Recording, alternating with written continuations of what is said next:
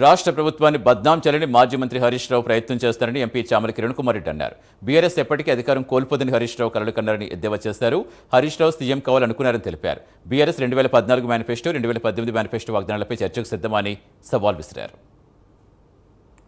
ఈ మధ్యకాలంలో రోజుకొక ఎపిసోడ్ తోటి తెలంగాణ ప్రజల్ని తప్పుదోవ పట్టియాలని ఒక పక్కన రెవెన్యూ మినిస్టర్ గారిని, ఒక రోజు ఇరిగేషన్ మినిస్టర్ని, ఒక రోజు ఫైనాన్స్ మినిస్టర్ని ఏదో విధంగా తెలంగాణ ప్రజల ముందు ఈ రాష్ట్ర ప్రభుత్వంలో ఉన్నటువంటి మంత్రులను, ఈ రాష్ట్ర ప్రభుత్వాన్ని మొత్తంగానే బద్నాం చేయాలన్న ఒక్క ఆలోచనతోటే ఈ రోజు ఆయన పనిచేస్తున్నట్టుగా తేట తెల్లమైంది. ముఖ్యంగా హరీష్ రావు గారి సమస్య ఏంటంటే ఈ రాష్ట్రంలో బీఆర్ఎస్ పార్టీ ఎప్పటికీ కూడా అధికారం కోల్పోదు, మా మామ తర్వాత నేనే ముఖ్యమంత్రి అవుతా అని కలగన్న వ్యక్తి. ఎందుకంటే అలా బామ్మర్ది మీద ఆయనకు నమ్మకం లేదు, ఆయన తెలివికల్లోడు కాదు, ఆయన ఎట్లనైనా బురిడి కొట్టించి నేను ముఖ్యమంత్రి కావాలనుకున్నాను. కానీ తీరా చూస్తే రేవంత్ రెడ్డి గారు ముఖ్యమంత్రి అయిన దాన్ని ఓర్చుకోలేకపోతున్నారు. ఎందుకంటే 10 సంవత్సరాలు వాళ్ళ అధికారంలో ఉన్న విషయాన్ని ప్రజలు మర్చిపోయారు.